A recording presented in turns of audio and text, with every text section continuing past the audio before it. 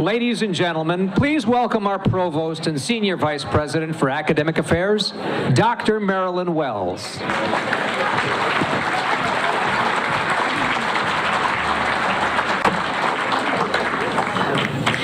Good morning, everyone. I still see a lot of donuts out there, despite you had a lot of time to eat those, so got to finish them up before the campus cookout. So. Good morning once again, and happy 150th anniversary. President Davenport's address earlier this morning luminously honored significant people, ideas, and experiences from the earliest beginnings of our first 150 years. And of course, as he always does, he did so giftedly with humor and wit. It is with this tradition of appreciation for people, ideas, and experiences that I'm enlivened to welcome 31 new tenure-track faculty and many other employees. You are joining a community of student-focused and award-winning talent. For 150 years, Minnesota State Mankato has welcomed exceptional teacher scholars from around the world who live by example and inspire in others our motto, big ideas, real world thinking. This year is no exception. Please read about each of our new faculty in the new publication, which President Davenport referenced earlier, Points of Pride, celebrating our accomplishments and welcoming our new faculty. As we gather here this morning, my hope is that you arrive with a high level of energy and enthusiasm from your summer. It's been so fun to visit with some of you this morning and hear about your ventures. I know how much you have enjoyed hearing about my summers in past convocation addresses, the Justin Bieber and Florida Georgia Line concerts, so you remember them, the trips on behalf of our university to South Africa, Costa Rica, and England, and the movies that inspired me like Hidden Figures. By the way, Katherine Johnson, the lead character in Hidden Figures, turns 100 this Sunday and is still doing fantastic. And so I will not disappoint you this morning. While I did not get the thrill of taking teenage girls to any big concerts at Target Field or the Xcel Energy Center, I did get the unexpected pleasure of sneaking away from the SCUP conference in Nashville for a few hours one afternoon to visit the Patsy Cline Museum. I've been in awe of her for decades. Her voice is one of those whose rich tone, emotionally expressive, and bold contralto voices can make those little hairs on the back of your neck stand up. In case you don't know who Patsy Cline is, her recording of Crazy was named the #1 jukebox song of all time. Maybe you know why I like her now. Beyond her own recording career, believing that there was room enough for everybody and confident of her abilities and appeal, Patsy befriended and encouraged women starting out in the country music field at that time, which had been totally male-dominated. Patsy herself became the first female solo artist inducted into the Country Hall of Fame in 1973, paving the way for many country women greats. By the way, Rick Straka, who was also at the SCUP conference, went to the Johnny Cash Museum, immediately below the Patsy Cline Museum. So this year, probably not at today's cookout, you might see Rick and I doing a rendition of a Patsy Johnny duet. My reading list this summer included several beach reads, titles I can absolutely guarantee you are not on the 100 great books list. But they were light, and they were fun, and they were good for my imagination and creativity, and we all need that. On a more intellectual note, I did find inspiration in one book that was a national bestseller in 2009. Good thing I'm catching up with the times. Outcast United by Warren St. John. In short, it's a very timely and relevant story. It's a story of an American town, a refugee team, and one woman's quest to make a difference. With rave reviews by many book critics, the Washington Post wrote, "Extraordinary, an uplifting tale celebrating the most old-fashioned of virtues, hard work, self-discipline, regard for others." Many might say we can use a little more of that today. Over 100 colleges and universities have selected Outcast United as required reading for freshmen. So if you don't have your classes planned yet, I highly recommend it. Demonstrating firsthand my commitment to my own learning and professional development, I took an executive education course at Johns Hopkins University Carey School of Business. I loved being back in the classroom and learning with other professionals, including a 14-year foreign service officer with the U.S. Department of State. She had many interesting stories. A senior women's athletic administrator, advancement professionals, medical professionals, and others. While I was there, I loved walking Baltimore's Inner Harbor in the evenings. I even heard a street band playing Purple Rain. On the world news scene, I, like many millions, maybe billions of people, was captivated by three big news stories this summer.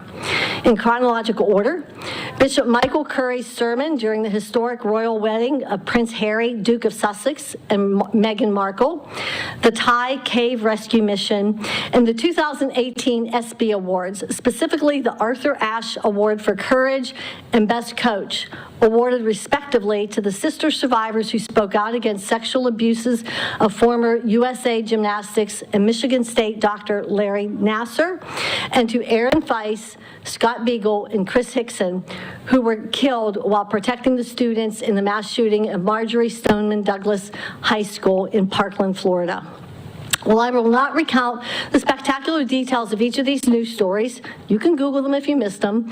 I will share a few quotes and sentiments that offer us inspiration and are relevant to us. When the world comes together with extraordinary international cooperation and ingenuity, with singularity of purpose and preparedness, and with the very best experts from many disciplines, a mission thought impossible can become our masterpiece work. Another quote, the advances of science and technology are greatly dependent on the human ability and capacity to take fire and use it for human good. Whether you act or do nothing, you are shaping the world. If we can give just one person the power to use their voice, then this is worth it. And finally, through their bravery, they are making change for future generations. If you asked anyone about their last day, no one would be surprised they did the exact same thing they did every day, protect students. Wow, powerful messages. Also in the news this summer, it seems near daily, were impassioned headlines on American higher education. Frequently quoted in one of America's most effective and experienced advocates for higher education, Terry Hardl, who is the Senior Vice President for Government Relations and Public Affairs for the American Council on Education, or ACE, blogs, writes, and speaks on issues disrupting American higher education, especially at the federal policy level. Drawing from a variety of reports and publications, he has identified dominant narratives in 2019. One narrative is the public perception that the value of higher education has declined, which is not the case, yet Americans still want it for their kids. This is enjoined by the myth of the underemployed humanities major. About 80% of Americans are still digging out from the recession. They're very concerned about student debt, and they believe the jobs aren't there. Another dominant narrative is the constant hype about everything except the bachelor's degree and the erosion of the master's degree. Terry purports that we in higher education have let others rewrite our story, and we have not stood up to tell it. Another dominating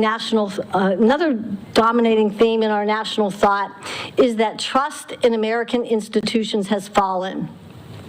Yet, trust in American higher education remains strong, ranking number 2 amongst all institutions behind only the military.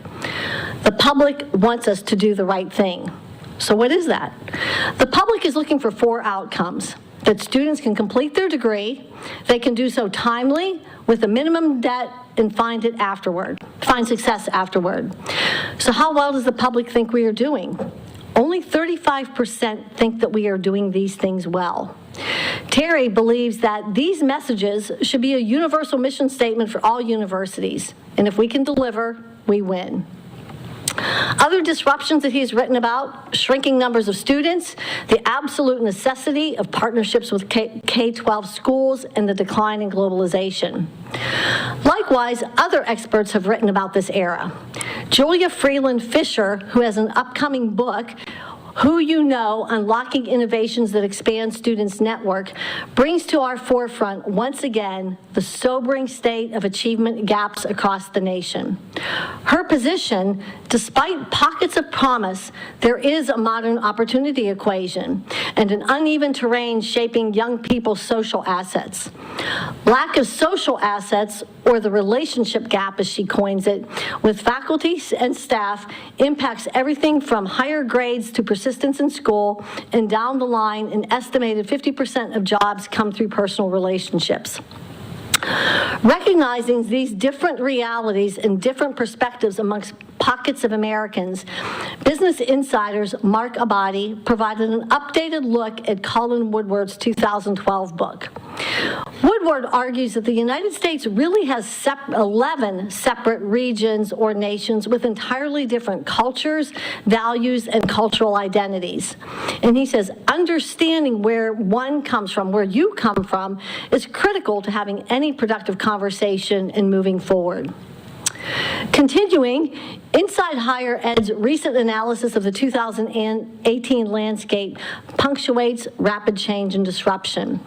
I'm quoting, "We could not have predicted the amount of turbulence and change that has affected higher education over the past 12 months.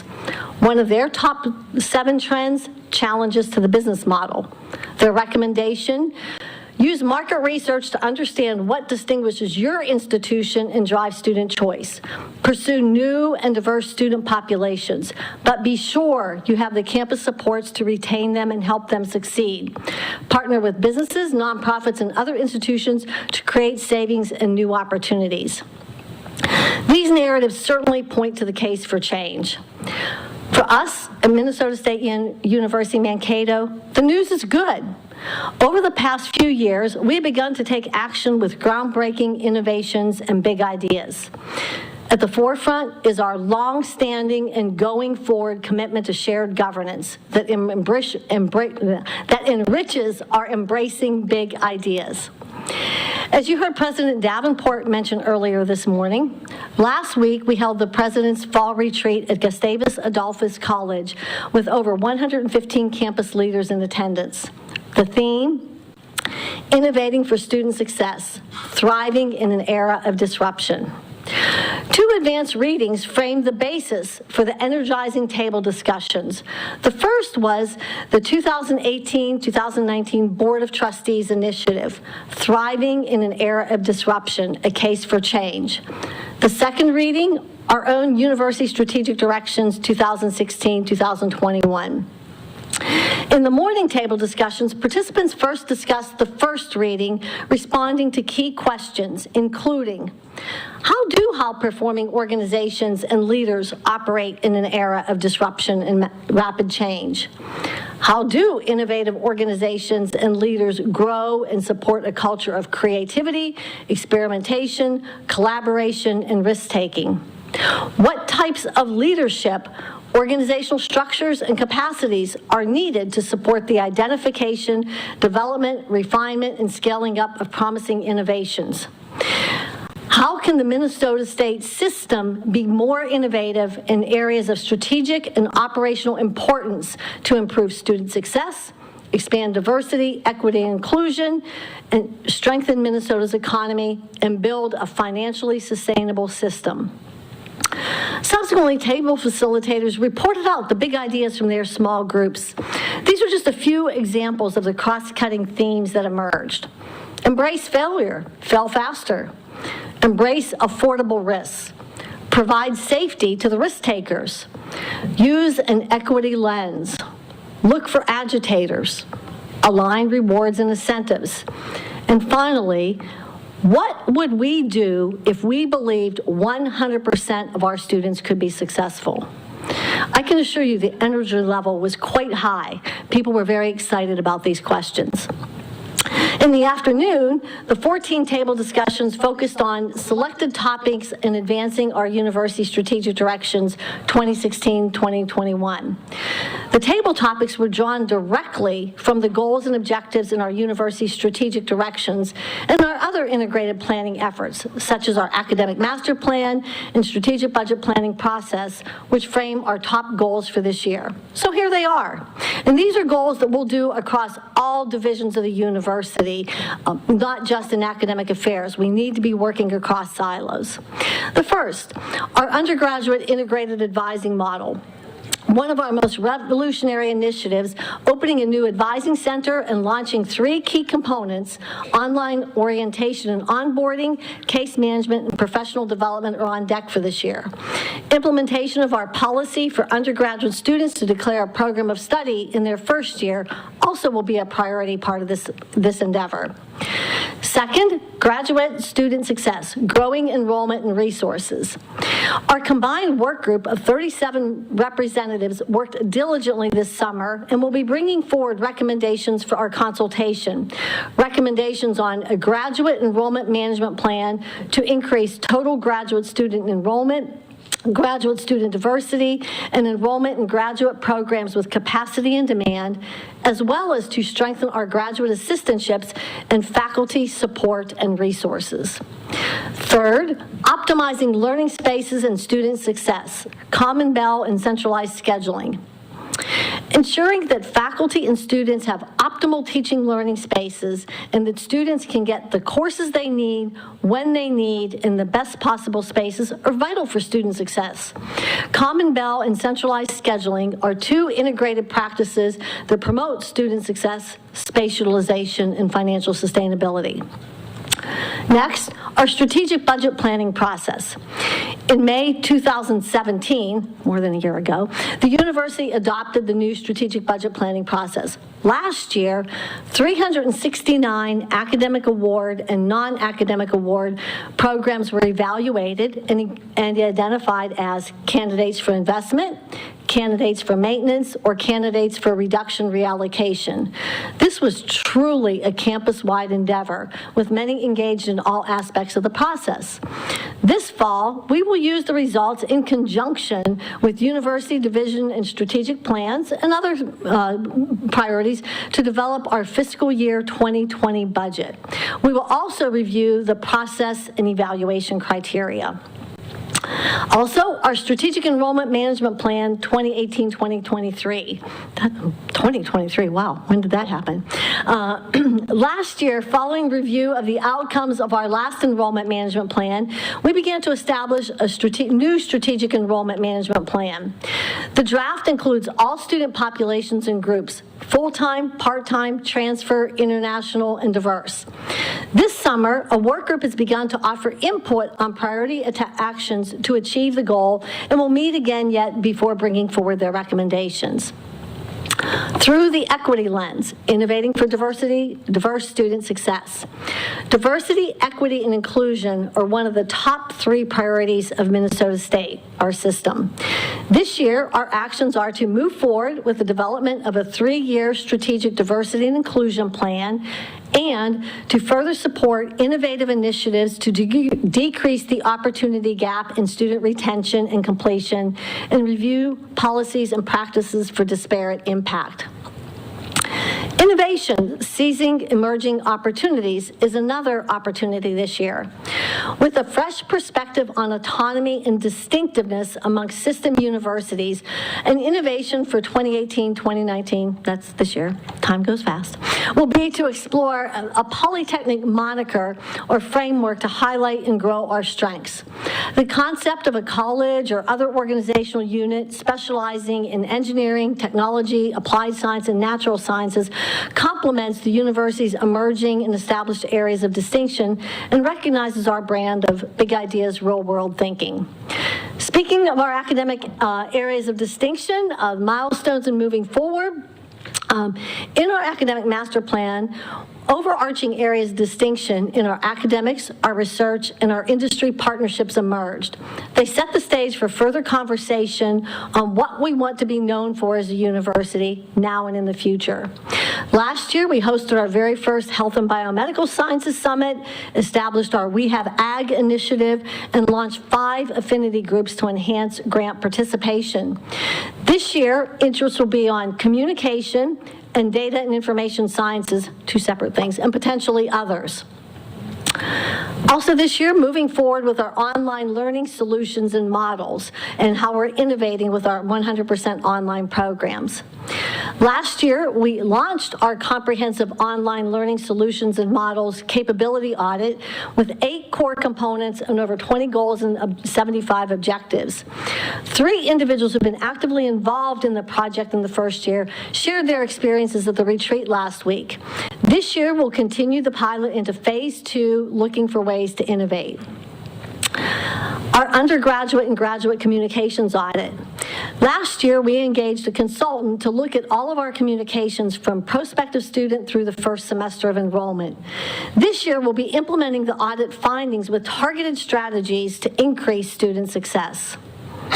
Learning spaces of the future, our comprehensive facilities master plan, and more.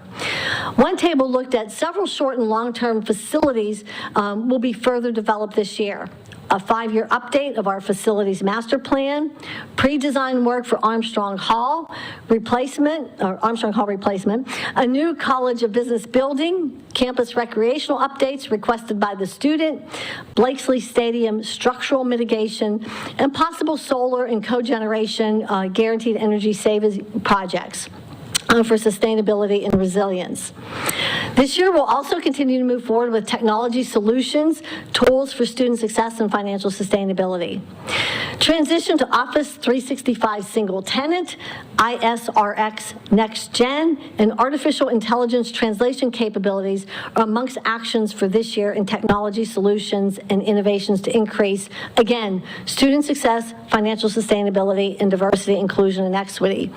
As we heard this morning at the beginning, our program today was being live streamed in multiple languages. That's an example of the artificial intelligence with our technology that we're continuing to move forward.